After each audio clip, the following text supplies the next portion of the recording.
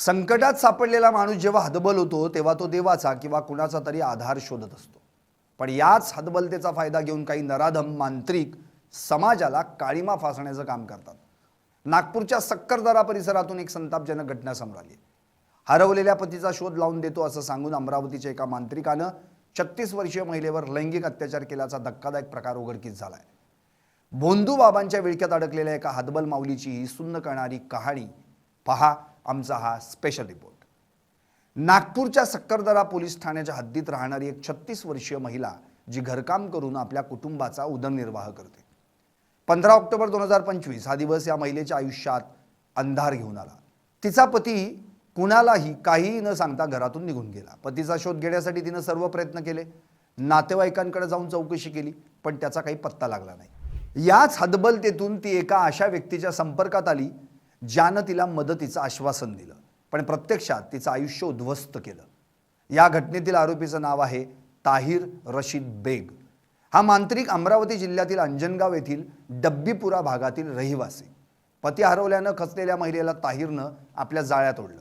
मी मांत्रिक आहे, माझ्याकडे शक्ती आहे, मी तुझ्या पतीचा शोध लावून देतो असं खोटं आश्वासन दिलं। सुरुवातीला मदतीचा आवडणाऱ्या या नराधमानं महिलेच्या हतबलतेचा फायदा घ्यायचं ठरवलं आणि पतीचा शोध लावण्याच्या बहाण्यानं तिच्यावर लैंगिक अत्याचार केला। महिलेला जेव्हा आपल्यासोबत झालेल्या फसवणुकीची आणि अत्याचाराची जाणीव झाली तेव्हा तिनं धाडस करून नागपूरचं सक्करदरा पोलीस ठाणं गाठलं। पोलिसांनी घटनेचं गांभीर्य ओळखून तात्काळ गुन्हा दाखल केला। अमरावतीच्या या भोंदू मांत्रिकाला बेड्या ठोकल्या। ताहिर रशीद बेग आता पोलिसांच्या कोठडीत आहे। पण प्रश्न हा निर्माण होतो की अशा पद्धतीनं या मांत्रिकानं यापूर्वी किती महिलांची फसवणूक केली असेल। पोलीस आता त्या दिशेनं तपास करतायत। अशा घटनांमधून पुन्हा एकदा सिद्ध होतंय की अंधश्रद्धेचा मार्ग हा केवळ विनाशाकडे नेतो।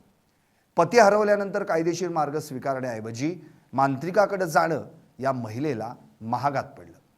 पोलीस प्रशासनाकडून वारंवार आवाहन केलं जातं की कोणत्याही संकटात भोंदू बाबा किंवा मांत्रिकांच्या नादी लागू नका। ताहिर सारखे लोक समाजात मानवी रूपातील लांडगे बनून फिरतात, ज्यांच्यापासून सावध राहणं अत्यंत गरजेचं आहे। सक्करदरा पोलीस स्टेशन हद्दीमध्ये एक व्यक्ती आहे, तिचे पती मिसिंग होते आणि 6 महिन्यापासून ते मिसिंग असल्यामुळे पोलीस स्टेशन सक्करदरा येथे आपल्याकडे मिसिंग दाखल आहे, परंतु सदरची व्यक्ती मिळालेली नाही आहे। तर सदर आपल्याकडे त्यानंतर एक गुन्हा दाखल आहे। सदर गुन्ह्यातील जो आरोपी आहे एक भोंदू बाबा आहे की बाबा त्याला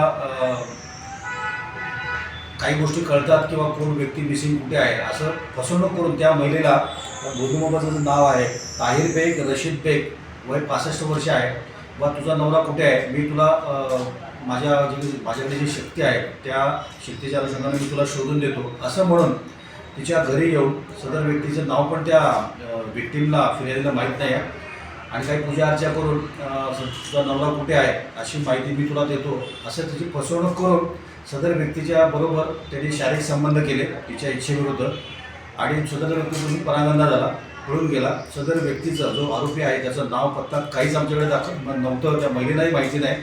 त्या अनुषंगाने महिलेला नंतर सर्व महिलेने झालेल्या प्रकार तिच्या नातेवाईकाला सांगितल्यानंतर सर्व नातेवाईकांनी पोलीस स्टेशनला आले, तिने तक्रार दाखल केली।